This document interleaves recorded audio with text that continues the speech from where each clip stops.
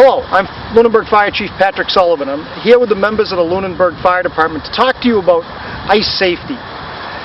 Every year in the United States, there are over 7,000 drownings and 20,000 near drownings. Over half of those involve cold water or ice, and many are untrained would-be rescuers.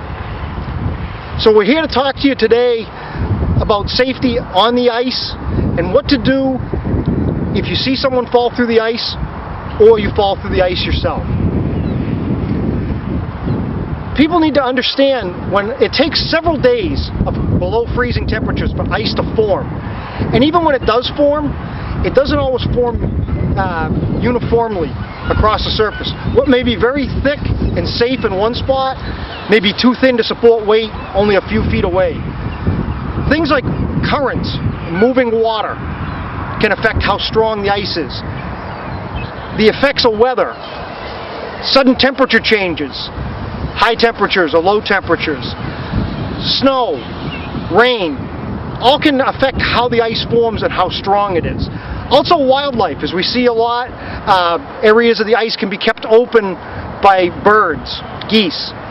Sometimes when there's a real cold stretch, that can refreeze, but the ice won't be anywhere near as thick as the other parts of the lake. But to the untrained eye, you may not realize that that's there. To give some guidelines on ice thickness, when you're assessing whether you're going to go out on the ice or not, when we base it on the thickness of the ice, it's for clear, dark black ice with very little air entrained in it. Usually you want at least a minimum of 4 inches for walking, for ice fishing, and 6 inches or more for snowmobiles or ATVs. Unfortunately, here in New England, we don't often get that nice, clear, solid ice. We get what's known as snow ice. It entrains when we have snow, the rain mixes in. This is the white ice that you so often see in this part of the country. The problem with that is it may be 50% or more weaker than that clear black ice. So just because you have 6 or 7 inches of ice doesn't mean it's as strong as it would be as if it was 2 or 3 inches of that nice clear ice.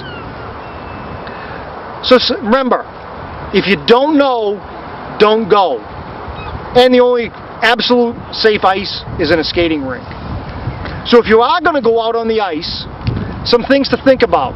Number one, make sure someone knows where you're going on the lake and when you plan on being back, just so if you don't show up in time, someone's going to come looking for you. Dress for the weather, dress for the climate. Natural fibers will keep you insulated in the water much better than natural fibers. Wear a hat to conserve body heat. Consider a personal flotation device. A lot of us think about that in the summertime when we're out on boats. People don't think about it in the wintertime on the ice. Whether it's a traditional life jacket, what they call a float coat, which looks like an insulated winter coat, but it actually has flotation, or an inflatable life jacket. Any of these could save your life if you fall through the ice. Now in a few minutes, we'll show you some demonstrations on what to do if you fall through the ice, or if you see someone fall through the ice. If you see someone fall through the ice, first thing, call 911. Get professional help coming. Number two, don't go out on the ice yourself. Don't become part of the problem, fall through the ice and get yourself trapped. We've had situations over the years where that's happened. Someone's gone out after another person or a dog. The first person ends up getting out, the second person ends up becoming trapped or falling through the ice. So always consider that.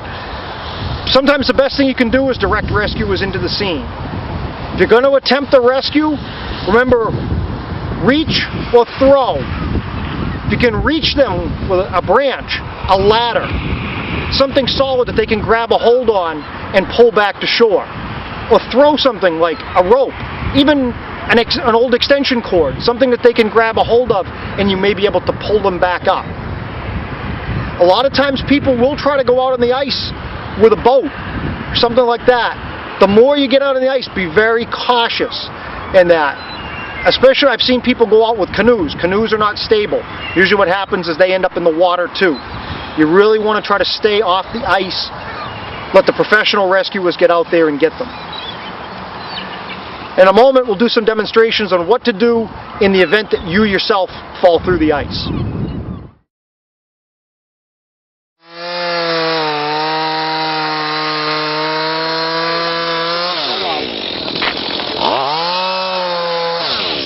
Another useful tool if you go out on the ice to have is ice picks or ice awls.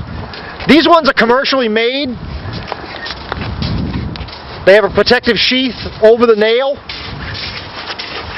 So when you try to use it to pull yourself out, as he'll demonstrate shortly, this can dig into the ice and pull yourself up.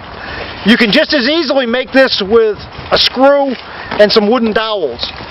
Use them once. If, God forbid, you ever had to use it, you can just throw them away afterward. But these are commercially available. They're fairly cheap.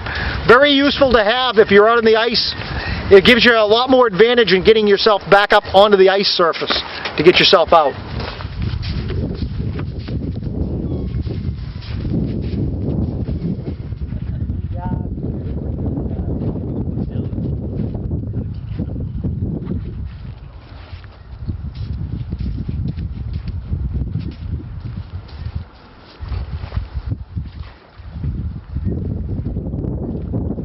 If you fall through the ice, number one, get your breathing under control.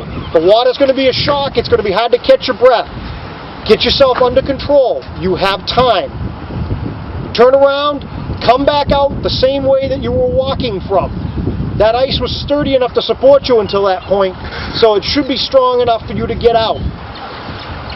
Once your breathing's under control and you're ready, get your arms up on the ice.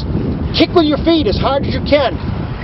Try to kick yourself up and work with your arms up onto the ice. If you have the ice picks, you can use those as well. Then roll away from the hole. Once you're a ways away from the hole, crawl on the ice surface. Keep your weight spread out until you can get away from the hole. If you can't get up, because the ice keeps breaking you just can't physically get up on the ice deck, don't keep thrashing around. Cold water will rob the temperature or your body heat away 25 to 30 times faster, and that you're gonna generate heat, and the water's just going to absorb it. If you absolutely can't get up, keep your arms and as much of your body up on the ice deck as you can. Stay put, stay still. You will lose body heat slower than if you're fighting and moving around. And yell for help, and hopefully, try to get somebody's attention so they can get out there to get you. Don't swim for another object unless it's really close by. Like I said, the cold water is going to soak up your body heat faster than you can generate it.